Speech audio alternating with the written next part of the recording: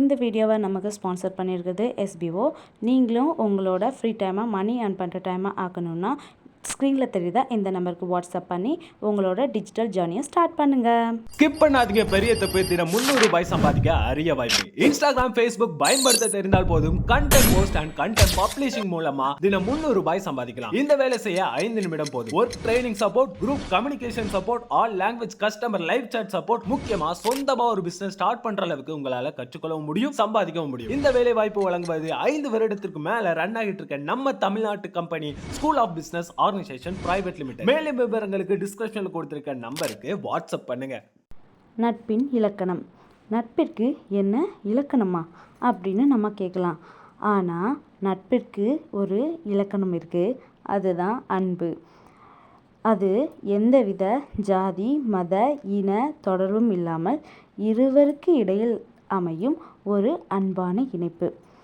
என்னடா இப்படி பேசுகிறேன் அப்படின்னு நினைக்காதீங்க, அது உண்மைதான். அப்படி எந்தவித எதிர்பார்ப்பும் இல்லாமல் ஒரு சிலரின் நட்பு இருக்குது. அவற்றில் ஒன்று தான் இன்றைக்கி பார்க்க போகிறோம். கர்ணன் மற்றும் துரியோதனின் நட்பு. ஒரு நாள் துரியோதனனின் மனைவி பானுமதி கர்ணனுடன் இணைந்து சொக்கட்டன் விளையாடிட்டு இருந்தாங்களாம்.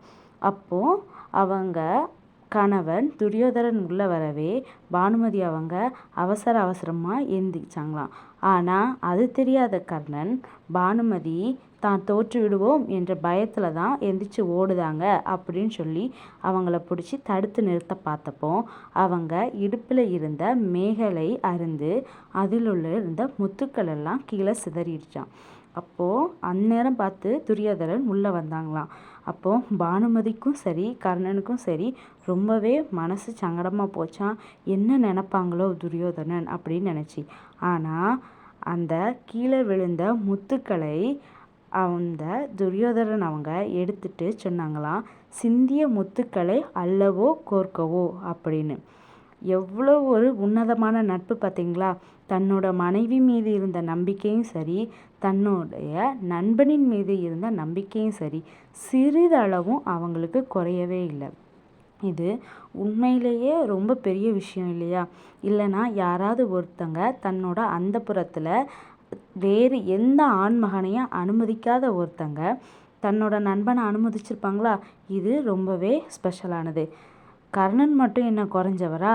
தன்னை பெத்த தாய் எத்தனையோ வருடங்களுக்கு பிறகு இவங்க தான் நம்ம தாய் தெரிஞ்சு அந்த குந்தி தேவி கர்ணனை பார்க்க வந்து, நீ தான் எனது மூத்த மகன், நீ அதனால் உன்னோட சகோதரர்களுக்கிடையே போர் புரியாத, அவங்க பக்கம் வந்துரு அப்படின்னு சொன்னப்போ, என்னை எந்த விதத்துலேயும் விட்டு கொடுக்காத எனது நண்பன், நான் கஷ்டப்பட்டப்போ என்னை எல்லாரும் அவமானப்படுத்தினப்போ எனக்கா வேண்டி எந்தவித எதிர்பார்ப்பும் இல்லாமல் என்னை மன்னனாக்கி அழகுபடுத்திய எனது நண்பனை விட்டு நான் நிச்சயமாக வரமாட்டேன்.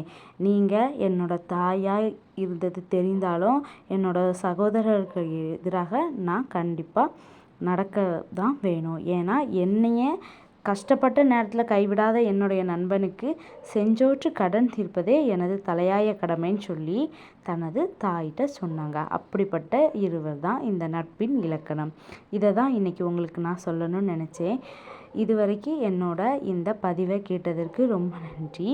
இதே மாதிரி வேறு ஒரு நல்ல அழகான பதிவுலையோ இல்லை எனக்கு பிடிச்ச வேறு ஏதாவது ஒரு நல்ல அழகான கதையிலையோ கவிதையிலையோ உங்களை நான் அடுத்த பதிவில் சந்திக்கிறேன்.